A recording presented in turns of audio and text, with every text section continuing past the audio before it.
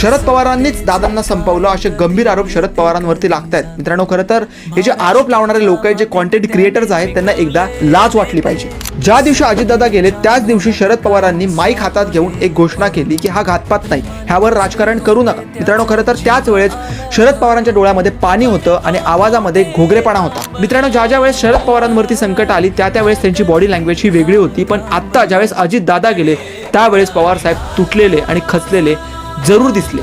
मित्रांनो, खरं तर मी हा व्हिडिओ बनवणार नव्हतो, पण माझी तळपायाची आग मस्तकाला जात होती, कारण काही मीडियावाले असतील किंवा काही कॉन्टेंट क्रिएटर्स असतील, यूट्यूबर्स असतील, हे फक्त व्ह्यूजसाठी आणि कॉन्टेंटसाठी ह्या प्रकारचे जे परसेप्शन्स होते ते तयार करत होते, या प्रकारच्या खोट्या कहाण्या ज्या आहेत ते लोकांसमोर मांडत होते। मित्रांनो, खरं तर हा घातपात आहे, हा अपघात आहे, काय आहे नक्की आपल्याला समजणार आहे। इन्व्हेस्टिगेशनचे रिपोर्ट्स येऊ द्या, DGCAचे रिपोर्ट्स येऊ द्या, त्यानंतर आपण पुन्हा एकदा ह्याच माध्यमातून भेटूया। तुम्हाला काय वाटतं, तुमच्या प्रतिक्रिया मला कमेंट सेक्शनमध्ये जरूर सांगा। भेटूया पुन्हा एकदा नवीन व्हिडिओच्या माध्यमातून। तोपर्यंत जय हिंद, जय महाराष्ट्र।